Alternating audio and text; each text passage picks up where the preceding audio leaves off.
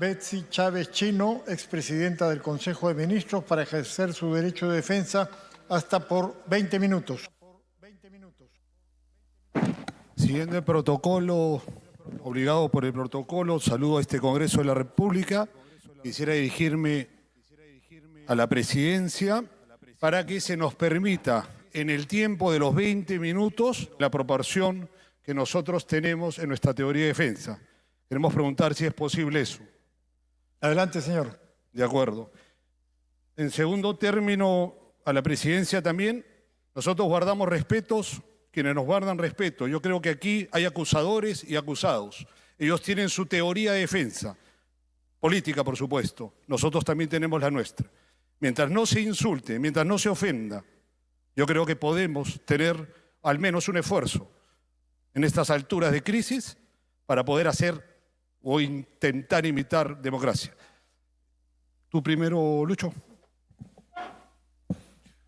Señor presidente, señores congresistas, asistimos el día de hoy para ejercer la defensa política y técnica jurídica de Betsy Chávez Chino de esta acusación constitucional que la pretende inhabilitar por 10 años por el delito de rebelión y conspiración. Quiero hacer una cronología de hechos suscitados desde el momento en que el señor presidente José Pedro Castillo Terrones se hizo cargo de la máxima magistratura del Estado peruano, empezando por las mociones de censura, pasando por las denuncias por delitos de traición a la patria y luego iniciándose luego de que hizo una proclama, lograron una detención, supuestamente porque se adujo que estaba en flagrancia. Una vez que fue detenido, iniciado el proceso, comprenden a Betsy Chávez Chino. Y la comprenden no desde un primer momento, la comprenden obligada por las circunstancias. La Fiscalía solamente la había considerado como testigo. Y quiero hacer una cronología de hechos y situaciones que se han dado dentro del proceso penal, porque esta defensa también asistió a esa defensa. Una defensa que no tenía juez natural, que tenía jueces provisionales, que tenía una juez como la señora Norma Carvajal, que ya había conocido anteriormente el caso. Un juez tiene que entrar sin conocer el caso para ser un juez imparcial. Sin embargo, actuó, impidió la labor de la defensa, castigó a los abogados injustamente, fustigó, no dejaba hablar.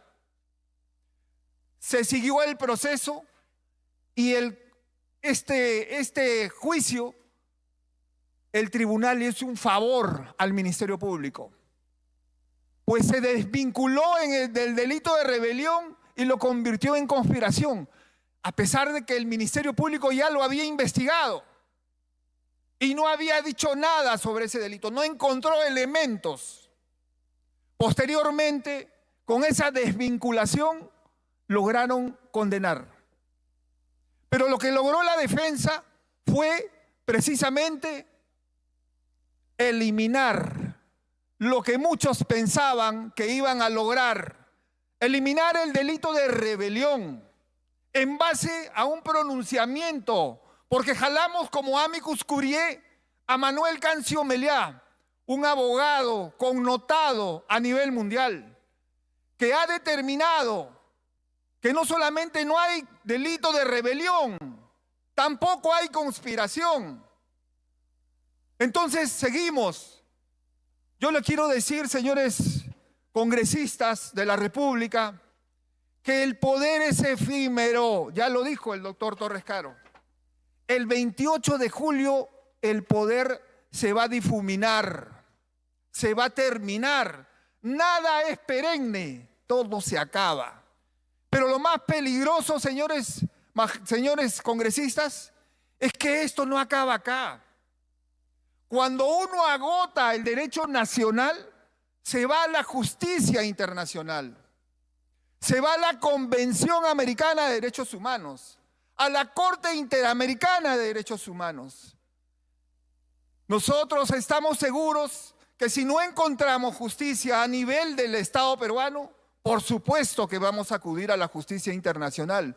Aunque muchos políticos no quieren seguir perteneciendo a la justicia supranacional. Nosotros vamos a ser incansables, porque aquí no ha habido debido proceso. Recién lo que se está haciendo el día de hoy se debió hacer el 7 de diciembre del 2022, con el debido proceso. Estamos en sede parlamentaria y también se debe respetar el debido proceso. ¿Por qué no se respetó? ¿Por qué recién ahora, en el 2025, recién se pretende, y ya lo dijo también el abogado Torres Caro, doble sanción? Entonces, señores magistrados, señores congresistas, nosotros vamos a continuar en esta lucha para lograr, en esta lucha incansable, para lograr que se haga justicia, para llegar hasta los tribunales internacionales. Le cedo la palabra al doctor Raúl Noblesía. Adelante. Gracias.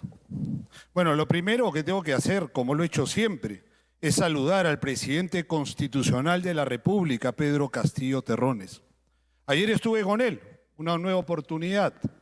No sé si compartir su dolor, su tristeza, porque no es tanto... Sí, hay mucho dolor en el presidente Pedro Castillo, pero hay un optimismo que realmente a veces uno dice, ¿cómo? Después de tener un secuestro de 3 años, luego que la dictadura derroca el gobierno popular, su familia tiene que ir huyendo a México. Saludamos a México siempre, Estado latinoamericano, una larga trayectoria de solidaridad y compromiso sobre las causas de los derechos humanos de nuestro continente.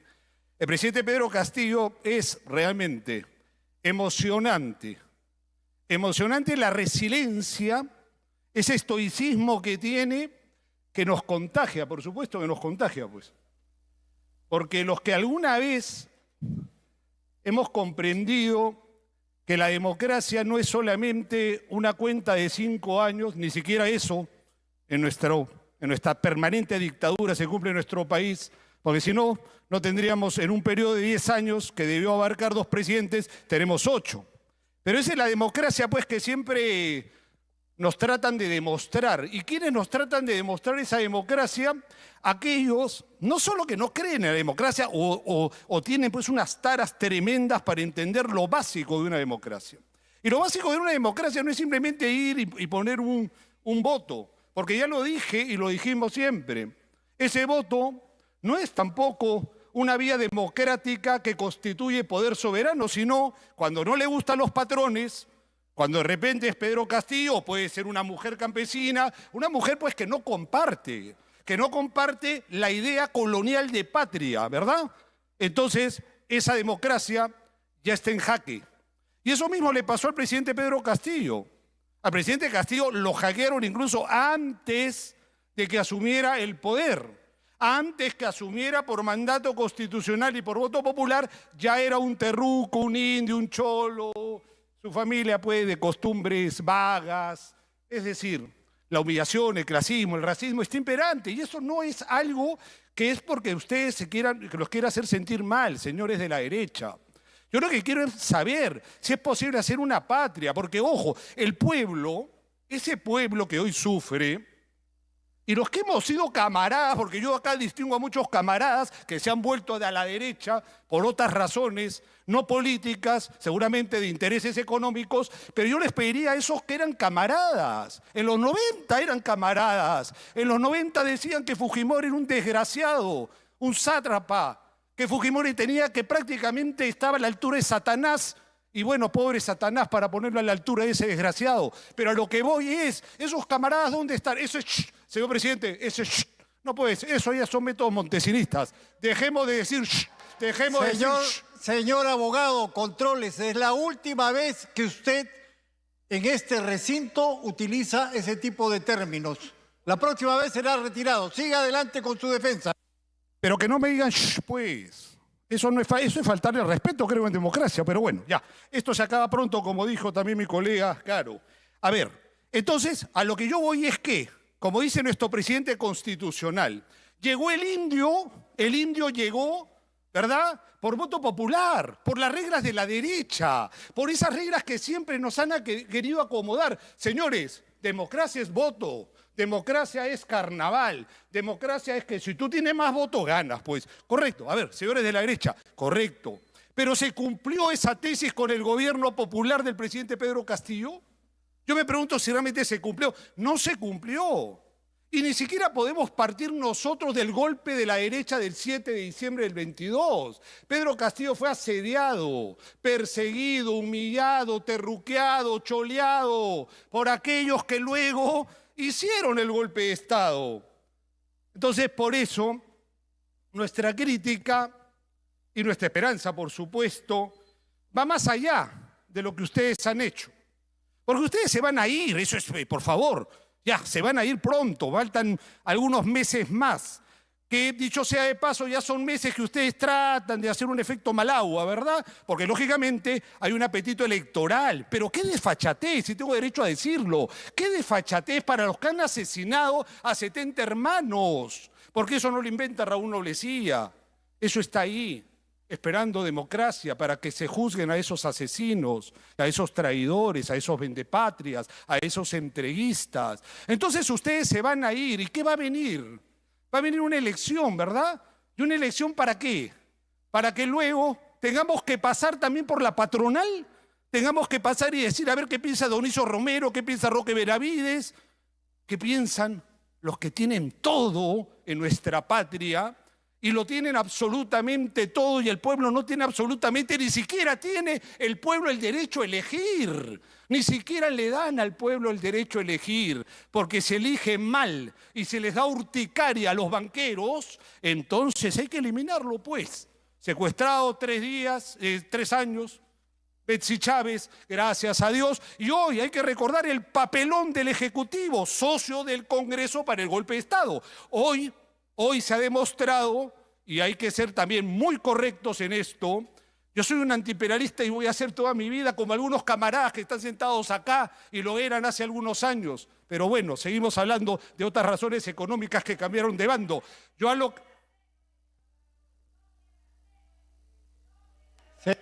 Latino, por favor.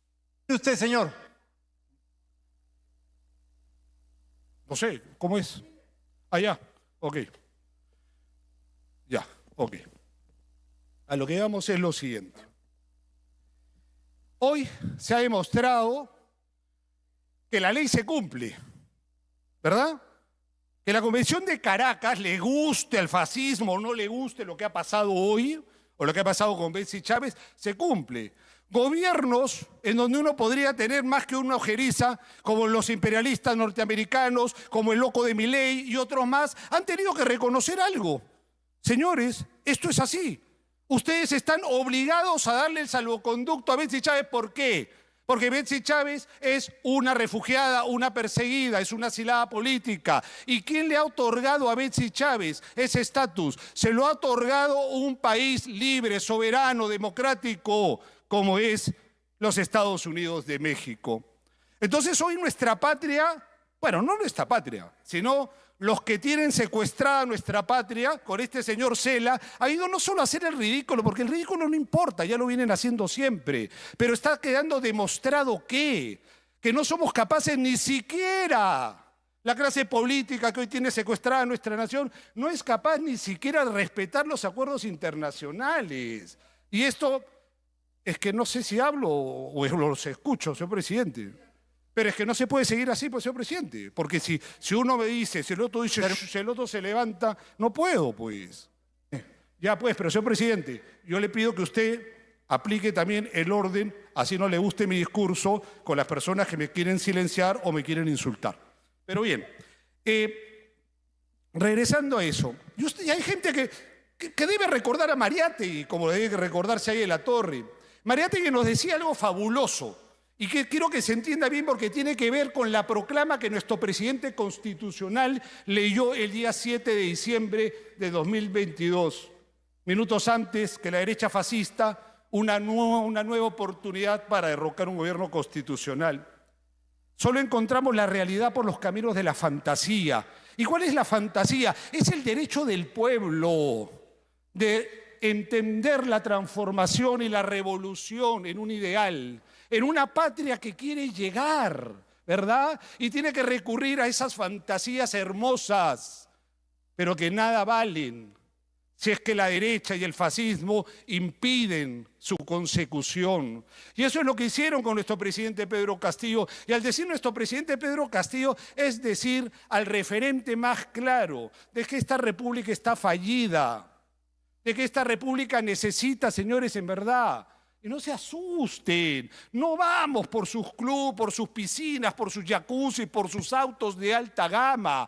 Vamos para que los 10 millones o más de seres humanos que padecen pobreza no padezcan más. Vamos para que la anemia en nuestro país no supere esos índices prácticamente dantescos. Vamos para que los niños no trabajen. Vamos para que un anciano tenga la dignidad de recibir una pensión y no la limosna de los desgraciados de la banca y de los grupos de poder que se han acostumbrado a tirarle al pueblo. ¿Y eso cómo se va a lograr? Con una nueva constitución. Y ese fue el peor, no el pecado, porque esa es una bendición, pero eso fue la razón de haberlo derrocado a nuestro presidente. Entonces afilen armas, señores del fascismo, porque este pueblo va a volver a insistir en una nueva constitución, y no para volvernos ni Cuba, ni Nicaragua, ni Venezuela, ni sé qué otra estupidez más se les ocurre en la mente, sino para hacer de esta patria una patria liberada. Una patria, ¿no le gustaría a la derecha caminar libre por la calle? Porque yo los invito a muchos de la derecha que acá dicen soy representante del pueblo, vamos a caminar por la Plaza San Martín, aquícito nomás. Yo no sé qué les lloverá, pero seguramente agua del cielo no les va a llover. ¿Y por qué es eso? Porque ustedes no solamente han estafado las expectativas del pueblo peruano, sino lo han marginado. Ustedes al pueblo, que son los dueños de nuestra patria, que históricamente estuvieron antes que nosotros, han pasado entre amos y patrones, patrones y amos, honrosas excepciones como la de Juan Velasco Alvarado, que puso una situación muy clara, porque a partir de ahí se cambia, y nuestro presidente Pedro Castillo seguramente me está escuchando, es un producto de la reforma agraria, pero necesitamos más producto de la reforma agraria, porque no solamente significó quitarle las propiedades a los que no la trabajaban, a los que sus ancestros, los piratas, esos buitres de grandes marquesados y pensamientos coloniales pensaban seguir humillando al pueblo. Han pasado mucho tiempo en nuestra república, más de 200 años, ¿y qué somos? Pero es que ni siquiera nos damos la oportunidad de ser, pues. Porque no queremos al pueblo, porque ustedes desprecian al pueblo, porque ustedes solamente aman sus intereses egoístas y los intereses egoístas de las clases dominantes, de los grupos del poder económico. Nos van a llevar a la desgracia y ahora hay que agradecer, porque cuando el pueblo quiera una revancha, ¿qué pasa si el pueblo quiere un día una revancha?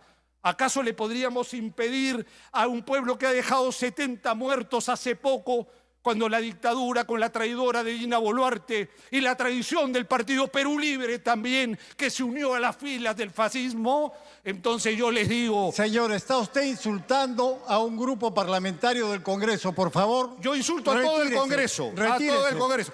Retírese, señor. Retírese. Ya casi ha terminado su tiempo. Retírese. Retírese.